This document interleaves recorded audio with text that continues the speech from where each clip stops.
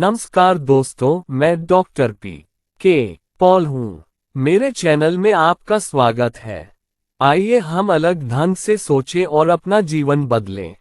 तो दोस्तों, आज मैंने किताब पढ़ी पोषण चिकित्सा के बारे में। जो बात आपके डॉक्टर को नहीं पता वह आपको मार सकती है। आज का वीडियो शुरू करने से पहले मैं आपको बता दूं कि इस पुस्तक के अन्य अध्यायों का लिंक विवरण में दिया गया है, आप इसे देख सकते हैं। तो चलिए शुरू करते हैं। 11. गठिया और ऑस्टियोपोरोसिस। पुरानी कहावत क्या है? हम सभी जीवन में दो चीजों पर भरोसा कर सकते हैं, मृत्यु और कर। जैसा कि मैं यह अध्याय लिख रहा हूं, मैं कर की समय सीमा के निकट आने की नई जागरूकता से कराह रहा हूं।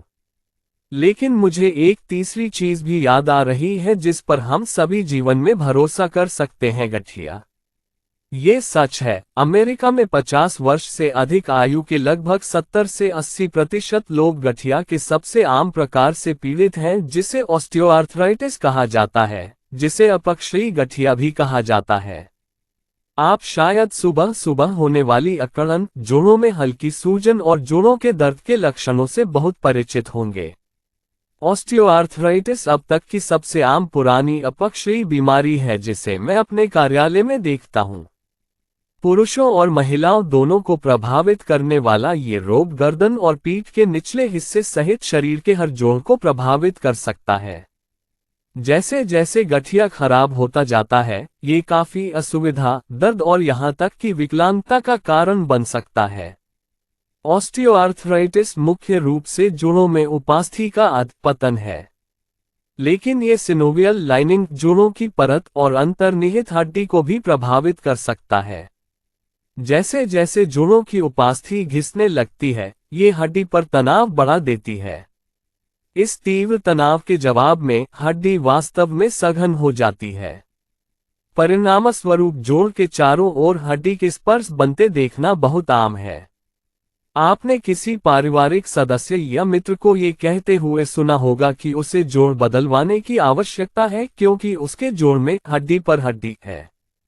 वह वास्तव में ये कह रहा है कि उसके जोड़ का कार्टिलेज कुशन पूरी तरह से खत्म हो चुका है। चूंकि अपक्षयी गठिया मुख्य रूप से भार वहन करने वाले जोड़ों, कूल्हों और घुटनों को प्रभावित करता है, इसलिए अत्यधिक भार, आघात या गतिविधि के कारण बार बार होने वाला यांत्रिक तनाव इस रोग के विकास और प्रगति में योगदान देता है। जोड़ वास्तव में कैसे क्षतिग्रस्त होता है? आर्टिकुलर कार्टिलेज हमारी हड्डियों के सिरों को ढकता है, जबकि घुटनों जैसे जोड़ों में भी अतिरिक्त कार्टिलेज होता है जो हड्डियों के बीच कुशन का काम करता है। मुख्य रूप से कोलेजन फाइबर केंस से बना होता है। मानव कार्टिलेज की संरचनात्मक अखंडता लगातार निर्माण और टूटने के चक्र से गुजरती रहती है। दूसरी ओर, स्वस्थ जोड़ों की उम्र बढ़ने के साथ साथ हमारे शरीर को स्वस्थ जोड़ों को बनाए रखने की जरूरत होती है। फिर से, संतुलन ही कुंजी है। जब कोई जोड़ घिसने लगता है, तो हम जानते हैं कि या तो कार्टिलेज का टूटना बढ़ गया है या कार्टिलेज का उत्पादन कम हो गया है। ऑस्टियोआर्थराइटिस एक सूजन संबंधी बीमारी है, यह एक सर्वविदित तथ्य है। यदि आप गठिया से पीड़ित किसी व्यक्ति को देखें, तो आप वास्तव में देख सकते हैं कि उंगलियों और हाथों के जोड़ कितने सूजे हुए और सूजन वाले हो जाते हैं। क्या आपने कभी सोचा है कि सूजन का कारण क्या है और यह उपास्थि को कैसे नुकसान पहुंचाता है? इसका उत्तर बहुआयामी है, क्योंकि जोड़ों के भीतर होने वाली सूजन के वास्तव में कई स्रोत हैं, जैसा कि आप नीचे दिए गए बॉक्स में देख सकते हैं। हमारे जोड़ों में सूजन के कारण साइटोकाइन्स जोड़ों की सूजन के कुछ प्रमुख कारणों में से एक हैं। ये प्रोटीन कोशिकाओं के बीच संदेश ले जाते हैं और प्रतिरक्षा और सूजन को नियंत्रित करते हैं। दो सबसे महत्वपूर्ण cytokines tumour necrosis factor alpha TNFA और इंटरल्यूकिन 1 बीटा IL-1B हैं। ये ऑस्टियोआर्थराइटिस से पीड़ित लोगों के जोड़ों में अत्यधिक केंद्रित होते हैं। प्रोटीएज एंजाइम जो प्रोटीन के टूटने का कारण बनते हैं, जोड़ों में सूजन पैदा करने के लिए भी जाने जाते हैं। प्रोटीएज साइटोकाइन्स के नियंत्रण में होते हैं। कुछ में सूजनरोधी गुण होते हैं और कुछ में प्रो इन्फ्लेमेटरी सूजन पैदा करने वाले गुण होते हैं। जाहिर है, गठिया में प्रो इन्फ्लेमेटरी प्रोटीएज जीत रहे हैं। इस प्रतिक्रिया को साफ करने और उपास्थि और सिनोवियल अस्तर को नुकसान से बचाने के प्रयास में फागोसाइट्स न्यूट्रोफिल सूजन वाले जोड़ की ओर आकर्षित होते हैं। लेकिन जैसा कि आपने पिछले अध्याय में सीखा है, ये भड़काऊ प्रतिक्रिया हमेशा अच्छी बात नहीं होती है। न्यूट्रोफिल वास्तव में जोड़ में अधिक सूजन पैदा कर सकते हैं। उसके डॉक्टर ने उसे चेतावनी दी थी कि भविष्य में उसके घुटने में बहुत सारी समस्याएं होंगी। उसके विशेषज्ञ ने उसे अपने दाहिने घुटने पर पहनने के लिए एक ब्रेस दिया था ताकि वह मुख्य रूप से सक्रिय रहने के दौरान इसे सुरक्षित रख सके। उसने उसे केवल एक और सलाह दी थी कि वह NSAIDs का उपयोग करके दर्द को नियंत्रण में रखे और घुटने के प्रतिस्थापन को यथासंभव लंबे समय तक टाले। पेगी जानती थी कि अगर वह भाग्यशाली रही तो जोड़ प्रतिस्थापन केवल 8 से 12 साल के बीच ही चलेगा। इतनी छोटी होने के कारण उसके पास जीने के लिए 4 या 5 गुना अधिक वर्ष बचे थे। उसे क्या करना चाहिए? जब मैं पैगी से मिला तो उसके डॉक्टरों ने उसके साथ घुटने के प्रतिस्थापन विकल्प पर चर्चा की थी और वह इस पर गंभीरता से विचार कर रही थी। वह सर्जरी में जितनी देरी करेगी उतना ही बेहतर होगा, लेकिन उसे अपनी वर्तमान स्थिति के दर्द को अपने भविष्य के पूर्वानुमान के साथ तौलना था। पेगी ने सर्जरी को टालने के लिए हर संभव प्रयास करने का निश्चय किया, लेकिन अपने जीवन की गुणवत्ता की कीमत पर नहीं। उसने सप्लीमेंटेशन के बारे में बहुत कुछ पढ़ा था और उसे विश्वास था कि एक आक्रामक पोषण पूरक कार्यक्रम उसके लिए जीवन की बेहतर गुणवत्ता को संभव बनाएगा। उसने अंगूर के बीज के अर्क, आवश्यक फैटी एसिड, कैल्शियम और मैग्नीशियम सप्लीमेंट के साथ एक शक्तिशाली एंटीऑक्सीडेंट और खनिज संयोजन लेना शुरू कर दिया। उसने 2000 मिलीग्राम ग्लूकोसामाइन सल्फेट लेना भी शुरू कर दिया। पेगी ने अपनी शारीरिक चिकित्सा दिशा निर्देशों का पालन करना जारी रखा और संतुलित आहार लिया। पोषण पूरक कार्यक्रम शुरू करने के कुछ महीनों के भीतर पेगी ने पहले से ही सुधार महसूस करना और देखना शुरू कर दिया था। वह अपने NSAIDs पर कम निर्भर थी और अब वह वर्षों से ज्यादा काम करने में सक्षम थी। वह बहुत ज्यादा सक्रिय हो गई और उसे कम दर्द महसूस हुआ। वास्तव में उसने अपने डर पर भी काबू पा लिया और वर्षों में पहली बार स्नो स्कीइंग करने गई। सबसे रोमांचक, हालांकि पैगी के लिए ये तब हुआ जब वह अपने चिकित्सक के पास वापस लौटी और उसने अपने घुटने का दोबारा एक्सरे करवाया। उसके चिकित्सक को आश्चर्य हुआ जब उसने वर्तमान एक्सरे की तुलना 2 साल पहले लिए गए एक्सरे से की। तुलना से पता चला कि उसका पैर उतना झुका हुआ नहीं था और वह उसकी हड्डियों के बीच ज्यादा अलगाव देख सकता था। पैगी को ये बताते हुए उन्होंने समझाया कि उसके घुटने के एक्सरे पर हड्डी का बढ़ा हुआ अलगाव इस बात का सबूत था कि उपास्थि वापस बढ़ गई थी। पेगी को इन निष्कर्षों पर बिल्कुल भी आश्चर्य नहीं हुआ क्योंकि वह अंतर महसूस कर सकती थी और पोषण चिकित्सा पर अपने शोध के दौरान उसने इस संभावना के बारे में सीखा था। उसके डॉक्टर द्वारा प्रलेखित सुधार तो बस केक पर आइसिंग की तरह था। वह अभी भी किसी भी आक्रामक खेल के लिए घुटने के ब्रेस पहनती है और संयुक्त प्रतिस्थापन जारी रखती है। प्रत्येक मनाता है, पैगे इतना अच्छा क्यों कर रही है? आइए देखें कि उसने क्या रणनीति अपनाई। पैगी ने अपनी दुर्घटनाओं के बाद होने वाली अपक्षयी गठिया की अंतर्निहित समस्या को पूरी तरह से समझने का दृढ़ निश्चय किया। उसने व्यक्तिगत अध्ययन और वैज्ञानिक बैठकों में भाग लेकर ऐसा किया। दूसरा, उसने उपलब्ध सभी संभावित समाधानों को समझा और तीसरा, उसने अपनी जानकारी को कार्रवाई में लगाया। Antioxidant supplements. पैगी की तरह जो कोई भी अपक्षयी गठिया से पीड़ित है, उसे शक्तिशाली, अच्छी तरह से संतुलित एंटीऑक्सीडेंट और खनिज पूरक लेने की आवश्यकता है। इस बात के पुख्ता सबूत मौजूद हैं कि गठिया से पीड़ित रोगियों में कई एंटीऑक्सीडेंट और सहायक पोषक तत्व जैसे vitamin D, vitamin C, vitamin E, boron 1 खनिज और विटामिन B3 की कमी होती है। जैसा कि आप इस पुस्तक में सीख रहे हैं, आपको ऑक्सीडेटिव तनाव को नियंत्रण में लाने के प्रयास में इन सभी एंटीऑक्सीडेंट को इष्टतम स्तर पर आपूर्ति करने की आवश्यकता है। पैग्गी इन सभी पोषक तत्वों के साथ साथ एक अन्य महत्वपूर्ण पोषक तत्व ग्लूकोसामाइन सल्फेट भी ले रही थी। ग्लूकोसामाइन सल्फेट ग्लूकोसामाइन उपास्थि के संश्लेषण के लिए बुनियादी पोषक तत्वों में से एक है। यह एक सरल अमीनो शर्करा है जो प्रोटियोग्लिकैन का प्राथमिक निर्माण खंड है, जो अणु हैं जो उपास्थि को इसकी लोच देते हैं। NSAIDs और एस्पिरिन के विपरीत ग्लूकोसामाइन केवल दर्द को कवर नहीं करता है बल्कि क्षतिग्रस्त उपास्थि को फिर से बनाने में मदद करता है। शुरुआती अध्ययनों ने ग्लूकोसामाइन सल्फेट के उपयोग के अल्पकालिक लाभ दिखाए, हालांकि अधिकांश चिकित्सक इससे प्रभावित नहीं हुए। 1999 में अमेरिकन कॉलेज ऑफ रूमेटोलॉजी की वार्षिक बैठक में 3 साल का बड़ा यादृच्छिक नमूना प्लेसबो नियंत्रित डबल ब्लाइंड क्लिनिकल ट्रायल डॉक्टरों को वास्तव में पसंद आने वाले अध्ययन की रिपोर्ट की गई थी। इस अध्ययन से पता चला कि ग्लूकोसामाइन ने न केवल गठिया के दर्द और सूजन को कम किया बल्कि वास्तव में उपास्थि के क्षरण को भी रोका। इससे भी अधिक प्रभावशाली तथ्य ये था कि वास्तविक उपास्थि के सबूत थे। पुनःवृद्धि जैसा कि पैग्गी के मामले में हुआ।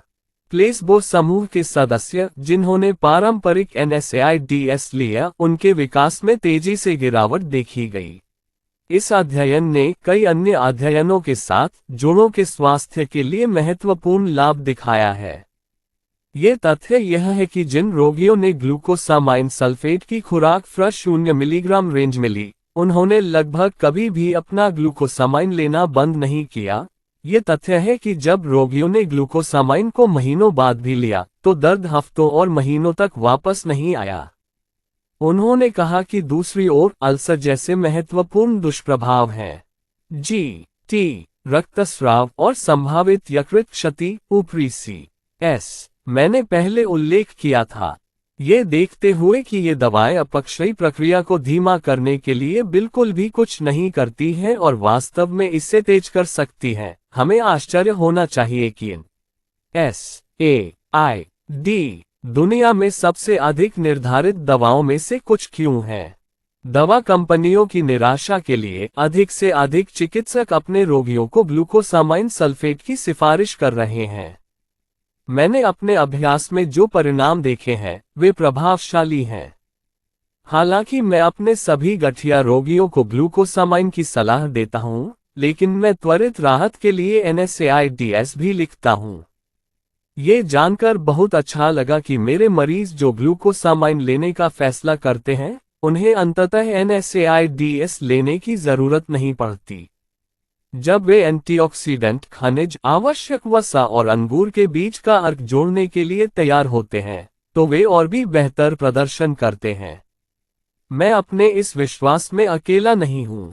मेरे कई ऑर्थोपेडिक दोस्त भी ग्लूकोसामाइन के इस्तेमाल का समर्थन करते हैं, क्योंकि उन्हें लगता है कि जोड़ बदलने में देरी करना अंततः मरीज के हित में है। चोनड्रोइटिन सल्फेट चोनड्रोइटिन सल्फेट को अक्सर ग्लूकोसामाइन सल्फेट के साथ मिलाकर एक 2-पंच बनाया जाता है। चोनड्रोइटिन प्रोटियोग्लाइकेन का हिस्सा बनता है और कार्टिलेज में पानी को आकर्षित करने के लिए जिम्मेदार होता है। ये कार्टिलेज को अधिक लचीला और स्पंजी बनाता है। इस महत्वपूर्ण पोषक तत्व के बिना कार्टिलेज अधिक शुष्क और अधिक नाजुक हो जाती है। मुझे व्यक्तिगत रूप से लगता है कि सबसे महत्वपूर्ण पोषक तत्व अभी भी ग्लूकोसामाइन सल्फेट है। ओरल चोनड्रोइटिन का अधिक संख्या में रोगियों पर अधिक गहन अध्ययन किया जाना चाहिए, जिससे यह अधिक विश्वसनीय साक्ष्य मिल सके कि चोनड्रोइटिन वास्तव में एक भूमिका निभाता है या नहीं। मेरा ये भी मानना है कि MSM, एक प्राकृतिक एंटी इन्फ्लेमेटरी, का अधिक गहन अध्ययन किया जाना चाहिए। लेकिन मेरे पास ऐसे कई रोगी हैं जिन्होंने इसे अपने आहार में शामिल करने पर महत्वपूर्ण प्रतिक्रिया का अनुभव किया।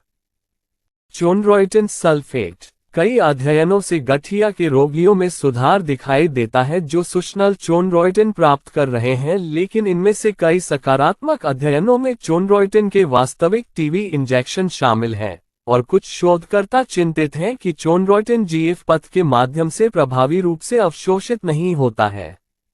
कुछ कहते हैं कि यह टूट गया, फिर अवशोषित हो गया और संयुक्त उपास्थि के भीतर फिर से इकट्ठा हो गया।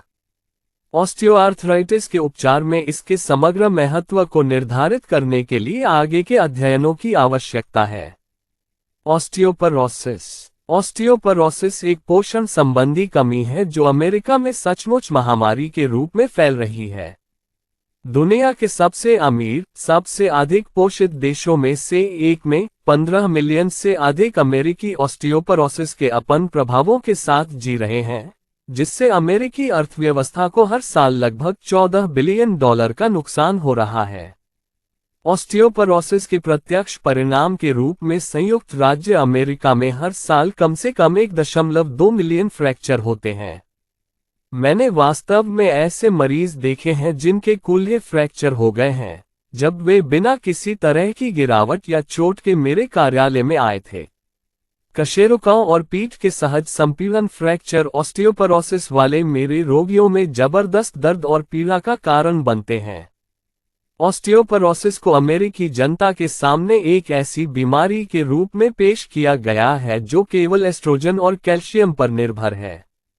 इस राष्ट्रीय संकट के जवाब में स्वास्थ्य देखभाल समुदाय ऑस्टियोपोरोसिस की किसी भी शुरुआत को रोकने के प्रयास में हार्मोनल रिप्लेसमेंट थेरेपी (HRT) के साथ रजोनिवृत्त महिलाओं का इलाज कर रहा है।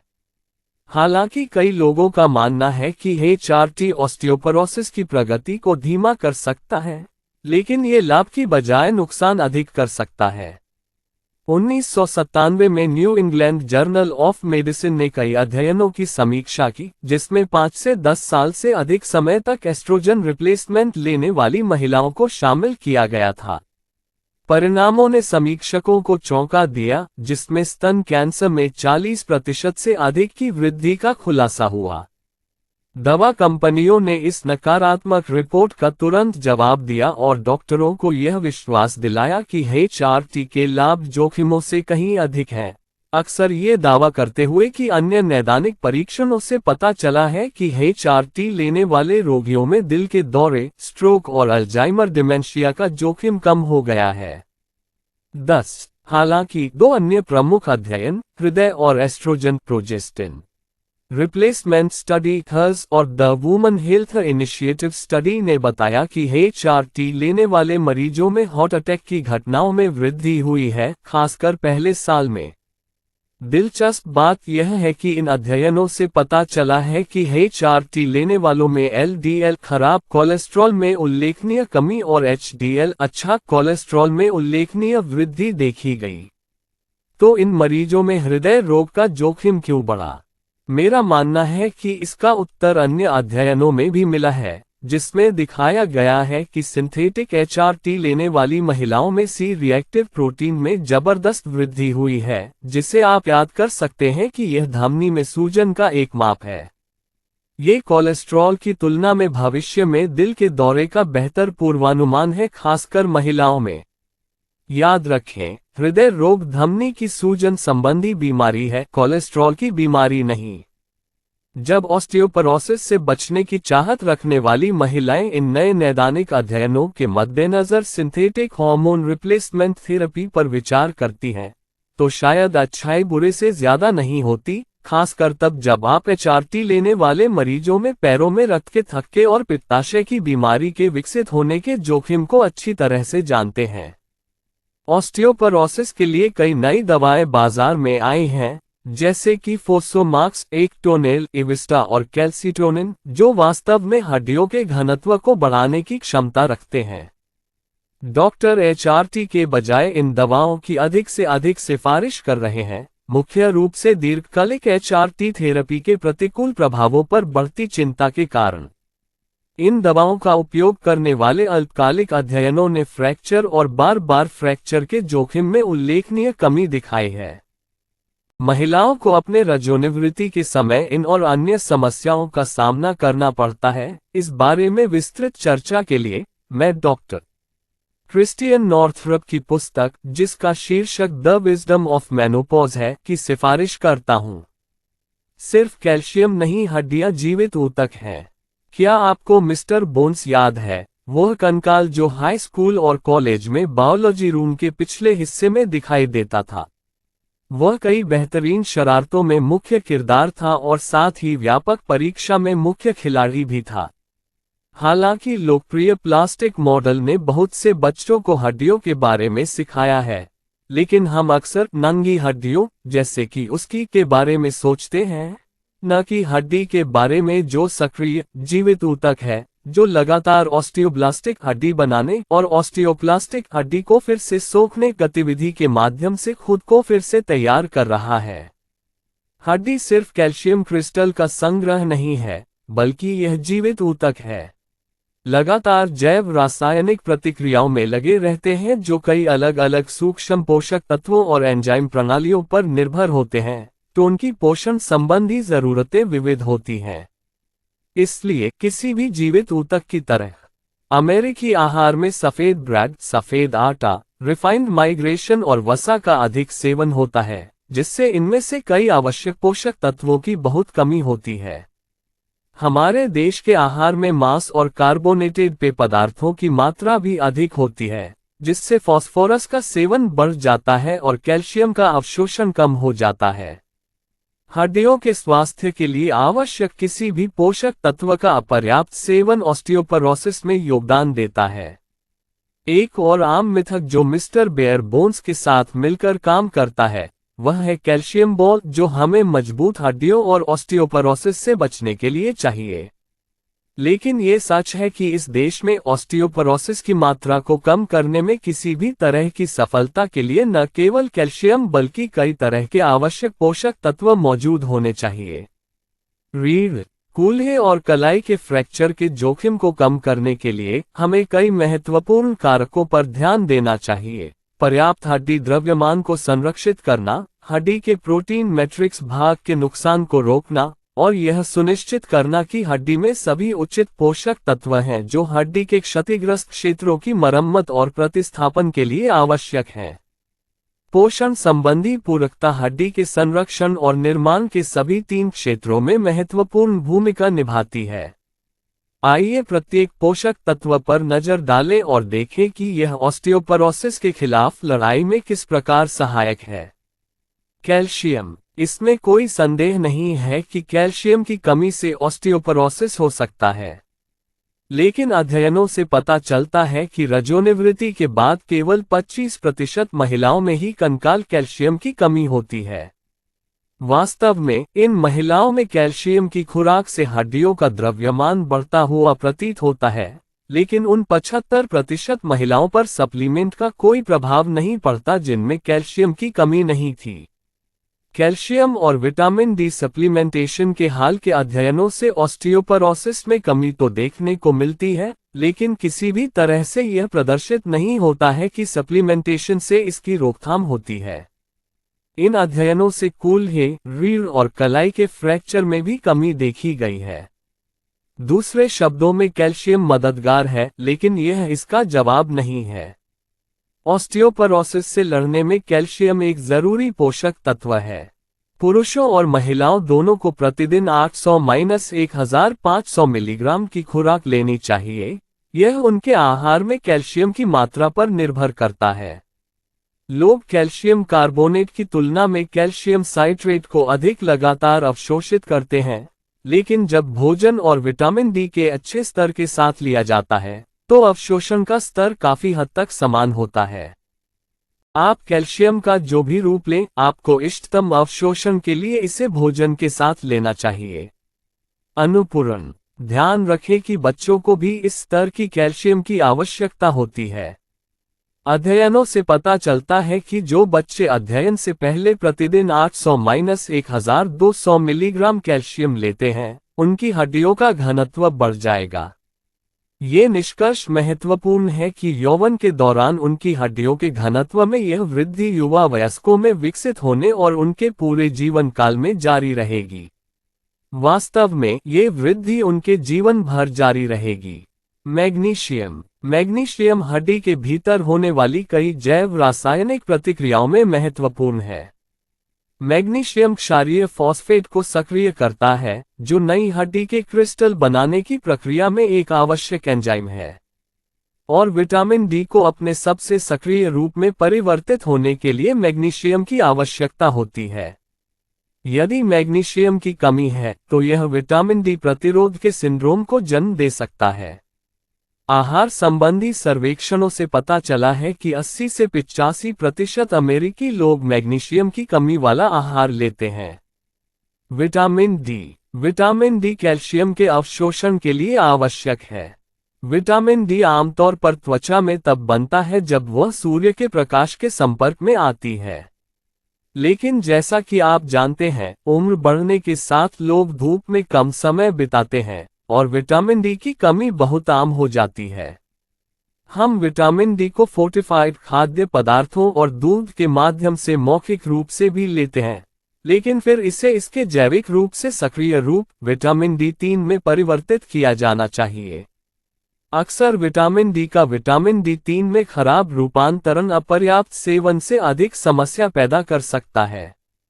यही कारण है कि मैं सक्रिय रूप D3 का उपयोग करके विटामिन डी के पूरक की सलाह देता हूं। New England journal of medicine ने एक अध्ययन की रिपोर्ट दी जिसमें शोधकर्ताओं ने मैसाचुसेट्स जनरल अस्पताल के मेडिकल वार्ड में भर्ती 290 लगातार रोगियों में विटामिन डी के स्तर को देखा। ये वे रोगी थे जो सामान्य रूप से सक्रिय थे और उन्हें नर्सिंग होम से भर्ती नहीं किया गया था। अस्पताल के कर्मचारियों ने उनके विटामिन डी के स्तर की जांच की और पाया कि 93% में विटामिन डी की कमी थी। आश्चर्यजनक रूप से, वे रोगी जो कई विटामिन ले रहे थे, उनमें भी 93% समय विटामिन डी के स्तर में कमी थी। ये निष्कर्ष तब महत्वपूर्ण हो जाता है जब आपको पता चलता है कि आप विटामिन डी के बिना किसी भी कैल्शियम को अवशोषित नहीं करते हैं। अध्ययन का निष्कर्ष यह है कि प्रत्येक व्यक्ति को विटामिन डी लेना चाहिए। और यदि हम ऑस्टियोपोरोसिस की महामारी पर कोई प्रभाव डालना चाहते हैं, तो प्रतिदिन 300-800 IU विटामिन डी की खुराक लेना महत्वपूर्ण है। और याद रखें कि यदि आप कैल्शियम को विटामिन डी और भोजन के साथ लेते हैं, तो आप इसे बेहतर तरीके से अवशोषित करेंगे। विटामिन के हड्डी के भीतर बड़ी मात्रा में पाया जाने वाला प्रोटीन, इसलिए ये हड्डी के निर्माण, मरम्मत में महत्वपूर्ण है। एक नैदानिक परीक्षण में रोगी के अंत में ऑस्टियोपोरोसिस में विटामिन के की खुराक देने से मूत्र में कैल्शियम की कमी 18 से 50% तक कम हो गई। इसका मतलब है कि अमीनो के शरीर को कैल्शियम को बाहर निकालने के बजाय अवशोषित करने और बनाए रखने में मदद करता है। मैंगनीज उपास्थि और हड्डी में संयोजी ऊतक के संश्लेषण के लिए आवश्यक है। मैग्नीशियम की तरह मैंगनीज साबुत अनाज को परिष्कृत आटे में बदलने के दौरान नष्ट हो जाता है। ऑस्टियोपोरोटिक महिलाओं के एक अध्ययन से पता चला है कि उनके मैंगनीज का स्तर नियंत्रण समूह की महिलाओं के केवल 25% था। यदि आप ऑस्टियोपोरोसिस को रोकना चाहते हैं तो इस पोषक तत्व को भी इष्टतम स्तर पर मौजूद होना चाहिए। फोलिक एसिड, विटामिन B6 और विटामिन B12। क्या ये संयोजन आपको जाना पहचाना लग रहा है? ऐसा होना चाहिए। होमोसिस्टीन अध्याय 6 देखें। न केवल आपकी रक्तवाहिकाओं के लिए बुरा है, बल्कि यह आपकी हड्डियों के लिए भी बुरा है। होमोसिस्टीन के गंभीर स्तर वाले व्यक्तियों में ऑस्टियोपोरोसिस भी काफी पाया गया है। दिलचस्प बात यह है कि रजोनिवृत्ति से पहले की महिलाओं में मेथियोनिन को तोड़ने की क्षमता अधिक होती है और इस प्रकार उनमें होमोसिस्टीन का निर्माण कम होता है। रजोनिवृत्ति के बाद ये नाटकीय रूप से बदल जाता है। रजोनिवृत्ति के बाद की महिलाओं में होमोसिस्टीन का स्तर बहुत अधिक होता है। क्या ये रजोनिवृत्ति के बाद की महिलाओं में हृदय रोग और ऑस्टियोपोरोसिस के बढ़ते जोखिम को आंशिक रूप से समझा सकता है? तथ्य यह है कि इन महिलाओं को फोलिक एसिड, विटामिन B6 और विटामिन B12 की अधिक मात्रा की आवश्यकता होती है। बोरान। जब हड्डियों के चयापचय की बात आती है तो बोरोन एक दिलचस्प पोषक तत्व है। जब अध्ययन के विषयों ने पूरक के रूप में बोरोन लिया तो कैल्शियम का मूत्र उत्सर्जन लगभग 40% कम हो गया। बोरोन मैग्नीशियम को भी बढ़ाता है। पूरकता सांद्रता और फास्फोरस के स्तर को कम करती है। 3 मिलीग्राम बोरोन दैनिक पर्याप्त से अधिक है। सिलिकॉन। सिलिकॉन हड्डी को मजबूत करने की अपनी क्षमता के कारण महत्वपूर्ण है। ऑस्टियोपरोसिस के रोगियों, जिनमें नई हड्डी का निर्माण वांछनीय है, को सिलिकॉन की बढ़ी हुई मात्रा की आवश्यकता होती है। जस्ता, ये खनिज विटामिन डी के सामान्य कामकाज के लिए आवश्यक है। ऑस्टियोपरोसिस के रोगियों के सीरम और हड्डियों में जिंक का निम्न स्तर पाया गया। ऑस्टियोपरोसिस की रोकथाम। मैं आपसे वादा करता हूं, आप ऑस्टियोपरोसिस से पीड़ित नहीं होना चाहते। मैंने गंभीर मामलों से पीड़ित कई रोगियों का इलाज किया है। यह एक दुर्बल करने वाली, दर्दनाक बीमारी है।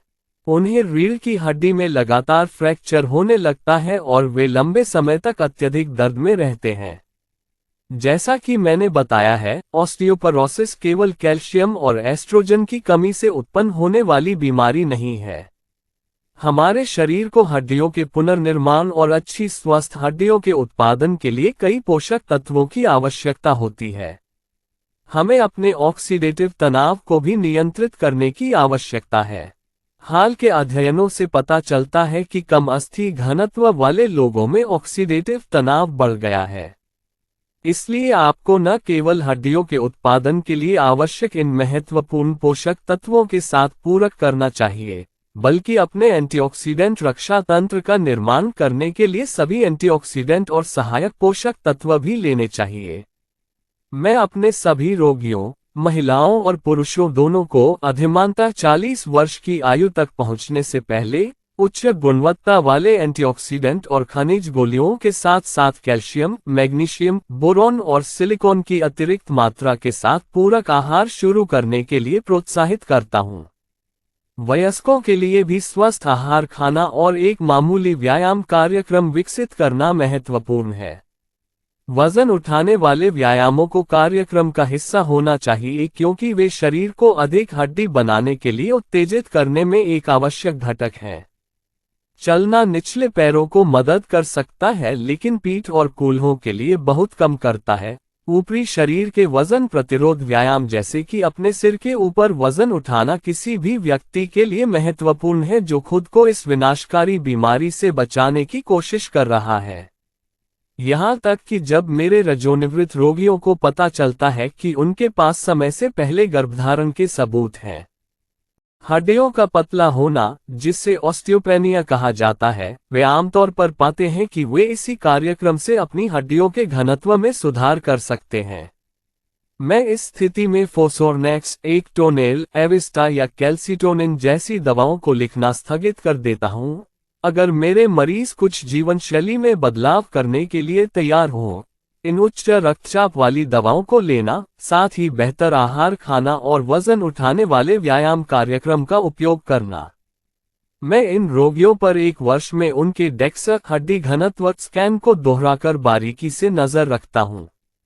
यदि वे स्थिर हैं या उनमें सुधार हो रहा है, तो मैं उन्हें उनके कार्यक्रम पर रखता हूं और उन पर बारीकी से नजर रखता हूं।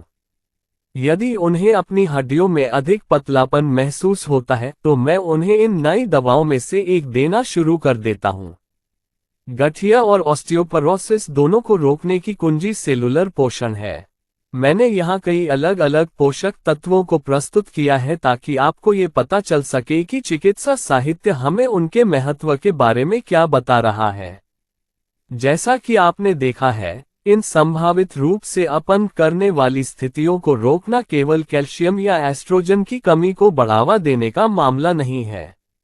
ये सिर्फ एक और क्षेत्र है जिसमें पोषण संबंधी पूरक आपके शरीर के साथ मिलकर आपके मौजूदा स्वास्थ्य को बनाए रखने या जो आपने खो दिया है उसे वापस पाने के लिए काम करते हैं।